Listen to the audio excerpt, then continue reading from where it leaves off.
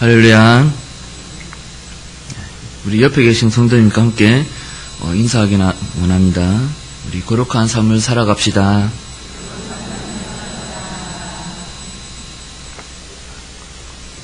어떻게 하면은 거룩한 삶을 살아갈 수 있을까요? 함께 또 인사합시다. 여호와를 경외합시다.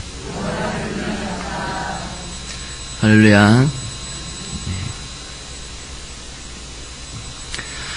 오늘 본문 10장에 거룩해야 할 언약 백성이라는 주제를 가지고 함께 말씀을 나눌까 생각합니다.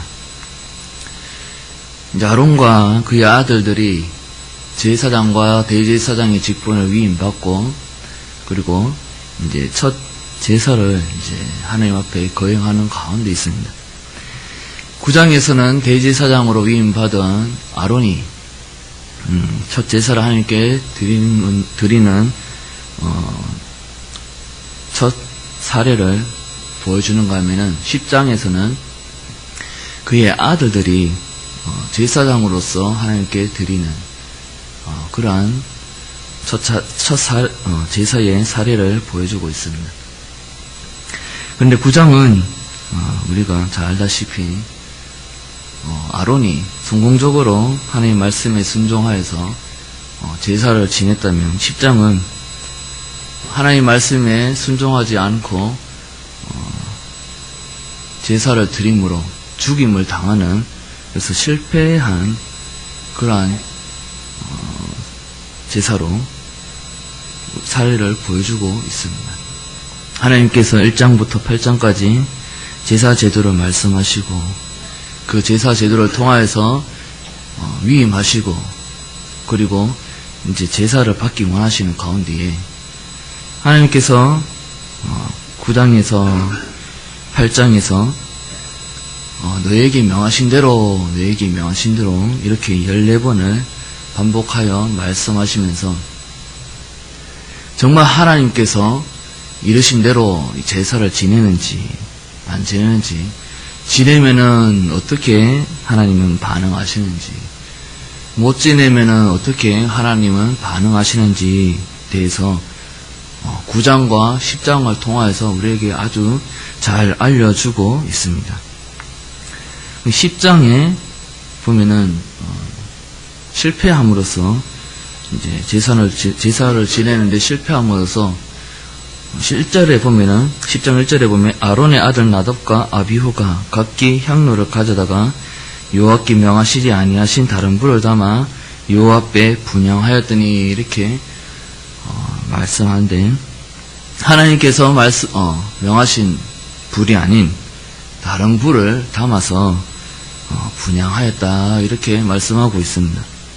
여호와께서 명하신 불, 9장에서 여호와 앞에서 내려진, 그래서 아론의 제사를 받으시는 그 불, 그리고 하나님께서 꺼트리지 말라 하셨던 그 불, 그 불로 제사를 지내지 아니하고 다른 불로 여호와 앞에 제사를 지냈다, 이렇게 말씀하고 있다라는 것입니다.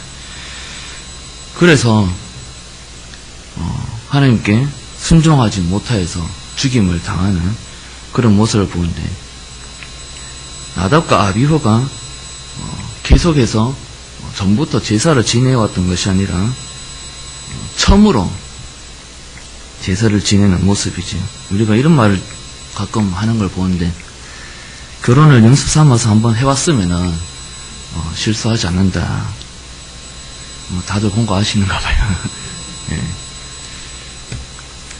근데 이 처음으로 하나님께 드리는 제사인데 실수 정도 할 수 있지 않습니까? 한 번쯤 실수하면 하나님께서 넓으신 아량으로 용서해 주시고, 그래 내가 이번에 용서해 줄게 이러면서 다음에는 잘해라 이렇게 하시면서 용서해 주시면 참 좋을 텐데,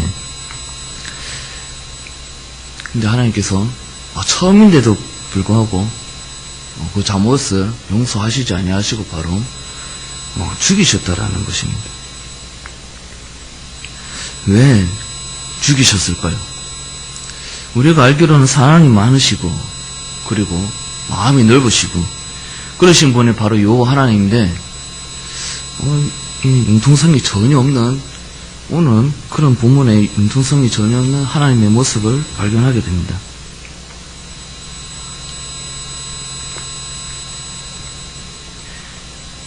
오늘 10장 2절에 보니까 어떻게 죽임을 당하느냐 하니까 불이 내려와서 그들을 삼켰다 이렇게 말씀하고 있습니다. 이 삼키다는 단어가 9장에서도 한번 등장하게 되는데요. 어디서 등장하느냐면 9장 24절에 아론이 하나님께 드린 제사를 하나님께 받으심으로 말미암아 요 앞에서 불이 내려서 그 제물을 불살랐다라고 표현할 때 불살랐다라는 단어가 바로 삼키다라는 단어와 동일한 단어가 사용되어집니다. 제물을 삼키는 그 불이 제물을 삼키지 아니하고 나답과 아비후를 삼켜버리는 그러한 사건을 보게 되는데 왜 이렇게 되는가? 사실은 희생 제물이라고 하면 우리가 죽어야 할 것을 대신하여서 이 제물이 죽임을 당하고 그것으로 우리가 용서함을 받는 그러한 의미를 가지고 있는 것이 바로 제사입니다. 그래서 하나님께서 우리 대신에 죽임을 당하는 희생 제물을 하나님께서 불을 내리심으로 말미암아 삼키시는, 불태워버리시는 그러한 모습을 보게 되는데, 근데 10장에서는 하나님이 제물을 태우시는 것이 아니라 제물 대신에 나답과 아비후를 불태워버리시는, 그러니까 다시 이야기하면은 제물을 받지 아니하시는 그러한 모습을 보게 된다는 것이지. 오늘날 우리가 예배를 드릴 때 하나님께 정말 하나님께서 기뻐 받으시는 예배인가, 받지 아니하시는 예배인가, 예배 드리면서 고민하시면서 예배 드리는 경우가 있습니까? 아니면 예배를 하나님께 드리고 난 후에 나는 오늘 과연 하나님께서 정말 기뻐 받으시는 성공적인 예배를 드렸는가, 아니면 하나님께서 기뻐 받으시 아니하시는 예배를 드렸는가, 이런 고민을 한 적이 있습니까? 근데 오늘 본문에 보니까 하나님께서 기뻐하시지 않는 예배를 드리니까 그냥 기뻐하시지 않는 것으로 그치는 것이 아니라, 그 예배를 받지 아니하시는 것으로 그치는 것이 아니라 죽이셨다는 것이지. 계속해서 말씀대로 명하니 너에게 명하니 이렇게 14번을 강조하면서 하나님께서 어떻게 해라 말씀하시는데도 불구하고 그들이 제사를 지낼 때 다른 불로 드렸다. 여기서 다른 불로 드렸다 우리가 생각할 때에 하나님께서 주신 아닌 다른 불, 그래서 다른 불 때문에 그들이 벌받았나 이렇게 생각할 수 있는데, 사실은 많은 학자들이 이 다른 불에 대해서 많은 의견을 내고 있습니다. 그러나 우리가 본문에서 이 다른 불이라는 것은 다른 불에 하나님께서 집중하기 위해서, 다른 불의 의미를 두기 위해서 다른 불로라는 것을 말씀하신 것이 아니라 간단합니다. 이거는 하나님께서 말씀하셨는 그 불이 아닌 다른 불이라는 것이죠. 그러니까 다시 이야기하면 순종하지 않았다라는 겁니다.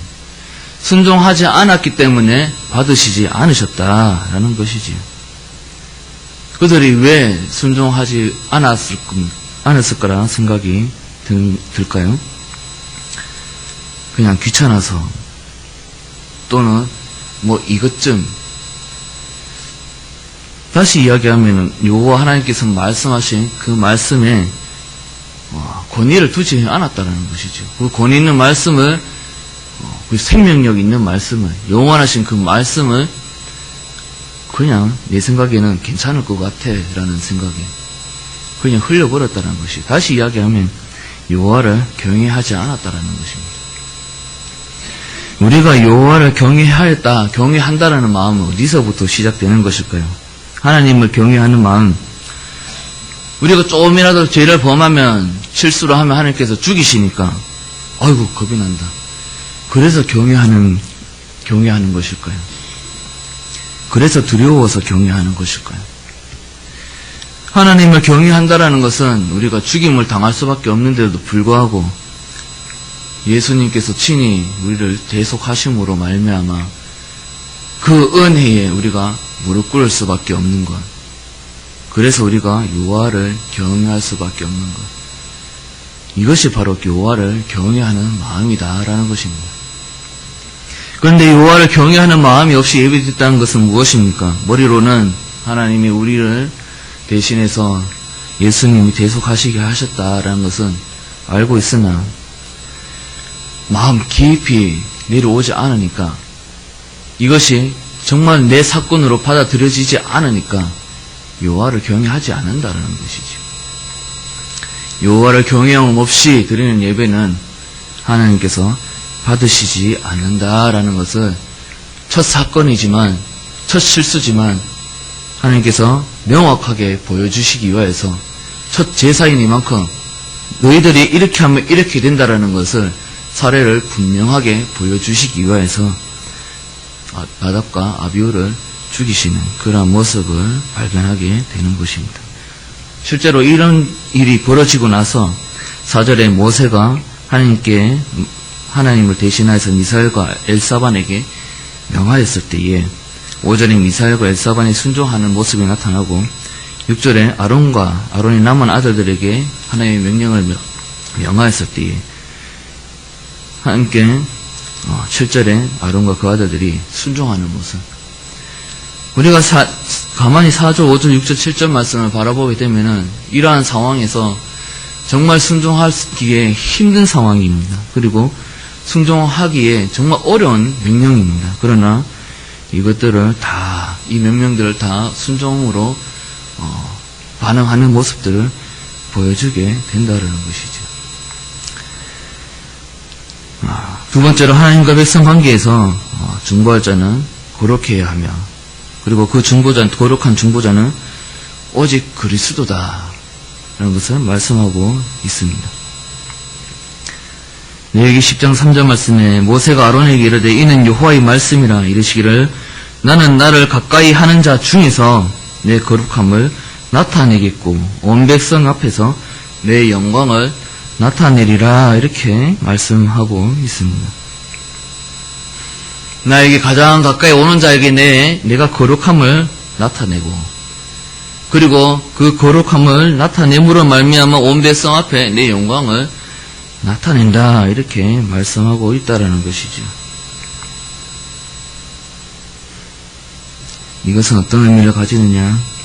하나님께서 거룩하신 분이시기에 가까이 오는 자는 거룩해야 한다라는 것을 보여주고 있다는 것입니다. 특히 오늘 나답과 아비후가 죽는 사건을 통하여서 봤지, 이렇게 말씀하시면서 내가 거룩한데 너희가 거룩하지 않으면 이렇게 죽임을 당하는 거야, 이렇게 직접 보여주면서 말씀하고 있다라는 것이죠. 그러한 모습을 보는 사람들은 어떻겠습니까? 정말 하나님 앞에 우리가 두려워 떠는 마음으로 서야 되는구나, 이런 것을 몸서리치게 그렇게 느끼게 된다는 것입니다. 그런데 그러한 자들이 이 세상에 있느냐? 성경에는 우리 안에 선한 것이 하나도 없다, 이렇게 말씀하고 있는 가운데에, 그래서 대제사장과 제사장을 통하여서 하나님께서 보여주시고자 하신 것은 죄 없으신 그리스도를 우리에게 보여주시고, 그리고 그 그리스도께서 우리와 하나님과의 관계 사이에 중보자 역할을 하고 계신다라는 것을, 하실 것이다라는 것은 아직 오시지 않으셨지만 하신다라는 것을 보여주고 있다라는 것이지. 당시에는 예수님을 한 번도 보지 못했지만 대제사장을 통해서 대제사장이 우리와 하나님과의 관계 가운데서 중보를 하고 있구나 라는 것을 바라보면서 예수님도 오실 그리스도도 약속된 여자의 후손도 이렇게 하시는 거구나, 이렇게 바라보았다라는 것입니다.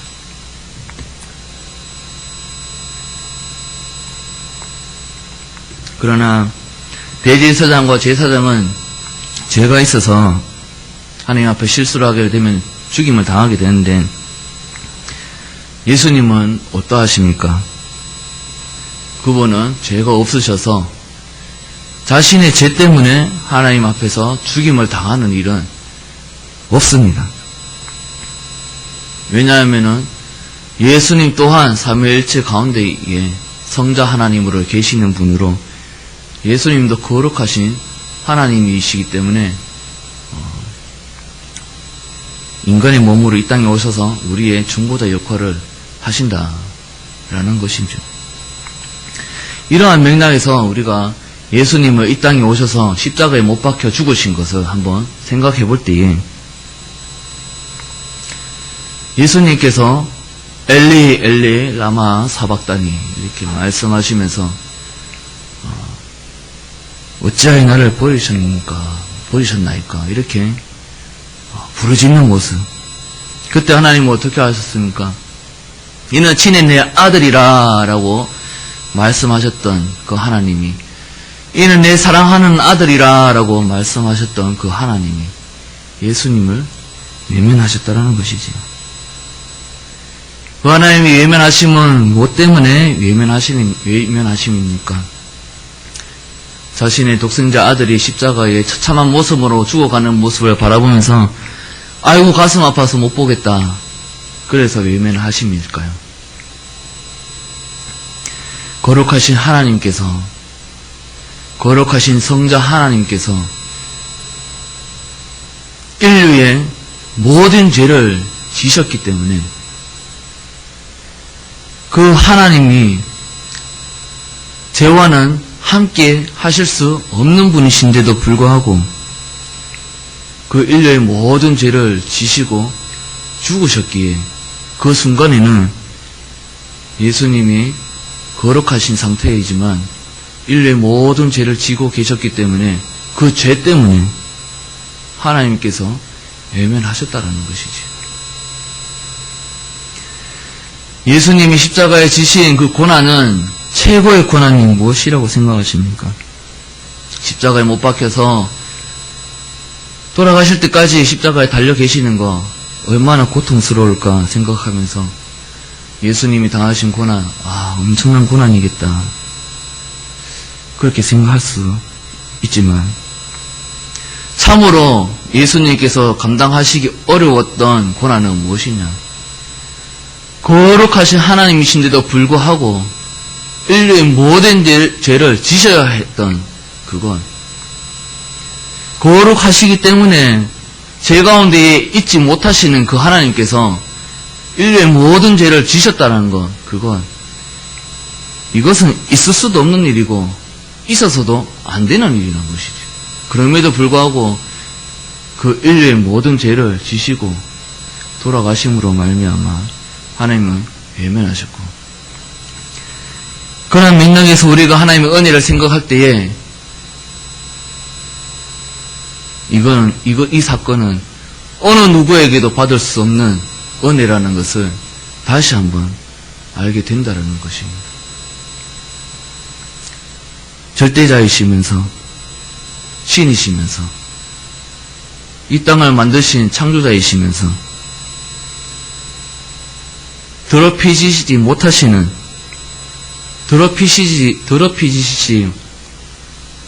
그런 하나님, 내 이름을 망령되이 일컫지 말라 말씀하시면서 그 거룩하심을 드러내셨던 그 하나님이 십자가를 지시는 그 사건에서 인류의 모든 죄를 지셨다라는 것은 있을 수 없는, 베푸실 수 없는 그러한 은혜라는 것이죠. 그런데 우리가 그 은혜를 누리면서도 여호와를 경외하지 않는 모습이 있다는 것은 참으로 하나님 앞에 감히 얼굴을 들 수 없는 그런 부끄러운, 죄스러운 모양이라는 것입니다. 세 번째로 하나님과 백성 관계에서 중보할 자는 거룩해야 함을 통해 언약 백성이 거룩해야 함을 말씀하고 있습니다.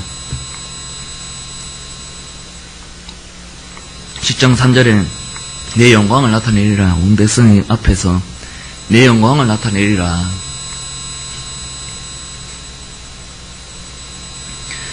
우리가 이 10장 사건을 통해서 우리가 생각하기로는 대제사장과 제사장에게만 해당되는 그러한 사건이 아닌가. 우리는 대제사장도 아니고 제사장도 아니니까 나하고는 좀 거리가 좀 멀지 않는가, 이렇게 생각할 수 있습니다. 그러나 성경은 특정 인물을 위해서 기록된 부분이 한 군데도 없습니다. 온 백성, 온 인류에게 해당되는 말씀으로 어느 한 구절도 어느 한 사람에게도 해당되지 않는 말씀이 없다라는 것이죠. 다시 이야기하면 어떤 특정한 인물, 제사장에게만 주신 말씀이 아니라 우리에게도 주셨다라는 것입니다. 그러면 우리도 하나님 앞에서 거룩해야 해야 한다라는 것을 우리가 알 수 있는데, 거룩해야 하는 10장 3절 말씀에 우리가 가만히 살펴보면은 나랑 가장 가까워 있는 사람에게 나의 거룩함을 드러내고 그 거룩함을 드러냄으로써 온 백성에게 하나님의 영광을 나타낸다라고 말씀하고 있는데, 그 맥락에서 보면은 어떻게 보면은 우리도 하나님을 알지 못하는 자들에게 있어서 중보자의 역할을 해야 된다라는 것입니다. 어떤 맥락에서냐?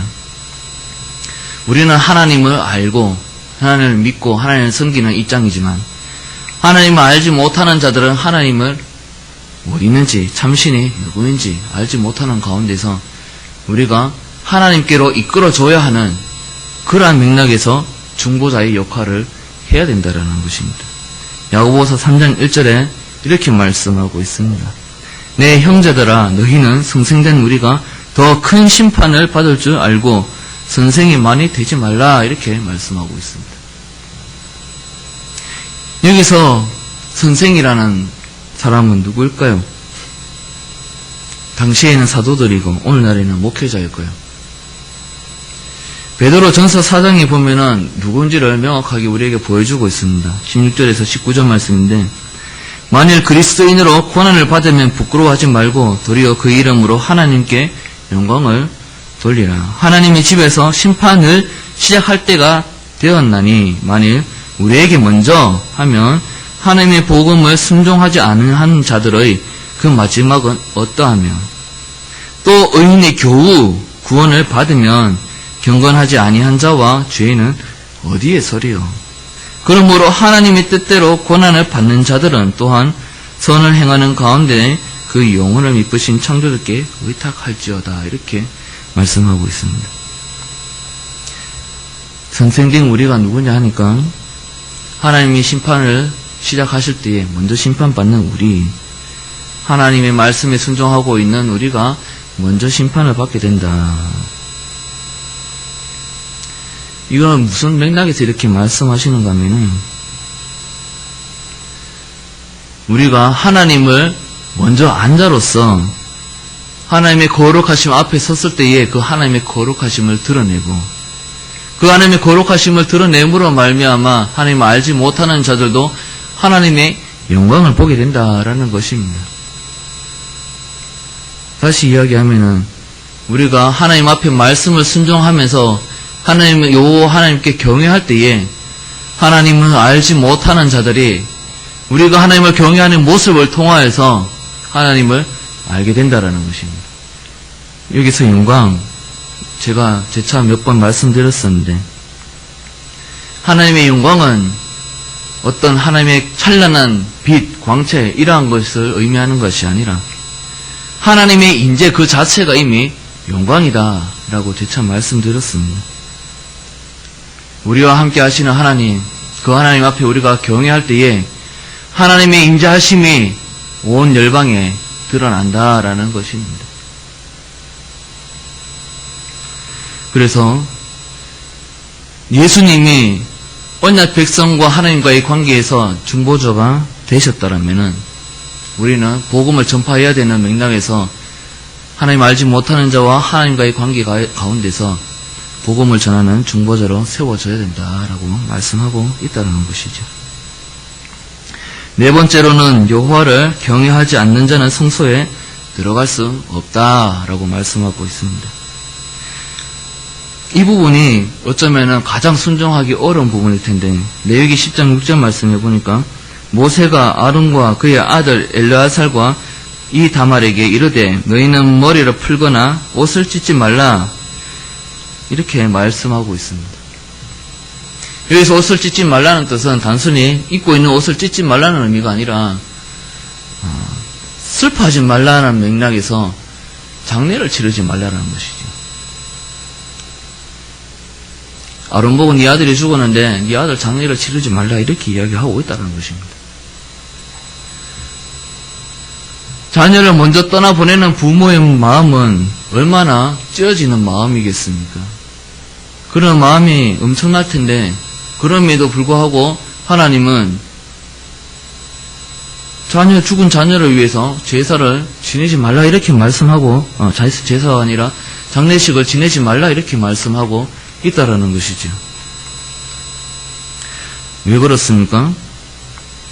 물론 시체가 하나님께서 부정하다 그래서 그 시체를 만지는 자는 부정하게 된다라고 말씀하셨기 때문에 제사장과 대제사장인 아론과 그의 아들들에게 만지지 말라고 말씀하셨는 이유도 되겠지만은 오늘 본문에서는 철저하게 왜 만지지 말라고 말씀하시는지 이유를 분명하게 이 사건에 한해서 이야기하고 계시는데 4절과 5절을 통하여서 나답과 아비후의 시체는 영문 밖으로 가져가서 거룩하지 않는 영문 밖으로 가서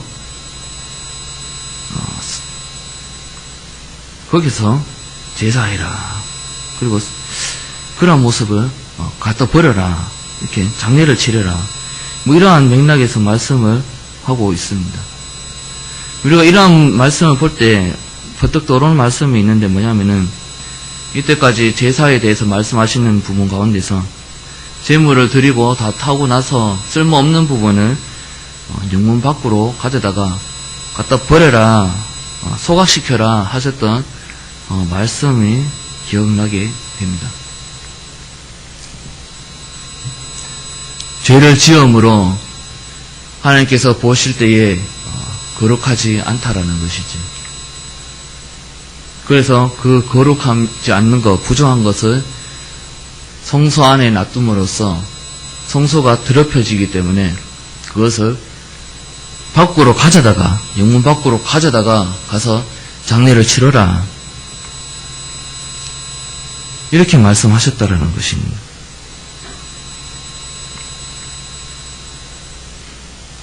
그리고 이것은 부정하기 때문에 아론과 그 아들들은 만지지 말라. 만약에 만지게 되면은 어떻게 됩니까? 그들도 부정하게 되기 때문에 그들 또한 하나님께서 주신 직분을 감당하지 못하고 성문 밖으로 나가야 되는,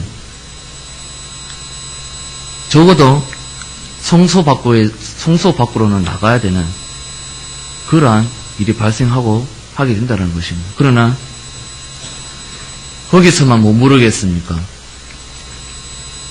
하나님 말씀에 순종하지 않기 때문에, 여호와를 경외하지 않기 때문에 10장 1절의 말씀처럼 그들은 죽임을 당할 수밖에 없는, 그래서 그들은 그의 아들들을 장례를 치르지 못하는 그러한 모습을 보여주고 있다라는 것이지. 그래서 먼 친척이 나답과 아비후의 시체를 가지고 나가서 장례를 대신 치르는 그러한 모습을 보게 됩니다. 죄를 범하면은 죽임을 당하고 그리고 영문 밖으로 쫓겨나는 그러한 모습들을 보여주고 있다는 것이죠. 누가복음 13장 28절에 이렇게 말씀하고 있습니다. 너희가 아브라함과 이삭과 야곱과 모든 선지자는 하나님 나라에 있고 오직 너희는 밖에 쫓겨난 것을 볼 때에 거기서 슬피 울며 이를 갈리라. 이렇게 말씀하고 있다는 것이죠. 요 하나님께 순종하지 않고 경외하지 않을 때에 그 맺는 결과는 죽임을 당하는데, 육체적 죽임을 당하는 것이 아니라 영문 밖에서 슬피 울며 이를 가는 죽음, 지옥불에 떨어져 그곳에서 영영토록 있어야 되는 영원한 죽음, 그것을 이 본문을 통해서 보여주고 있다는 것입니다. 오늘날 우리에게 있어서 은혜다, 은혜다, 참으로 은혜라는 말을 많이 이야기하면서 그 은혜에 대해서 정말 보답하는 참된 예배자가 되고 있는가? 구약시대 때는 하나님께 경외하지 않은 그 모습, 그 자체만으로도 이미 죽임을 당하는데, 지금 우리가 예배 드리는 데 있어서 조금이라도 잡다한 생각을 하고 딴짓을 한다 하더라도 죽임을 당하지 않으니까, 아, 괜찮네, 그런 생각을 많이 가지게 된다는 것이죠. 은혜 시대에 있다가 보니까 하나님께서 말씀하셨던 그 경외함이 사라지고 있다는 것입니다. 예배 드릴 때에 진정 나는 죽임을 당하지 않는 그런 예배자인가, 아니면 나는 영원한 죽임을 당할 수밖에 없는 예배자인가 고민하면서 그렇게 하나님 앞에 나와 예배할 수 있는 저와 여러분이 되기를 주의 이름으로 축복합니다. 기도하겠습니다.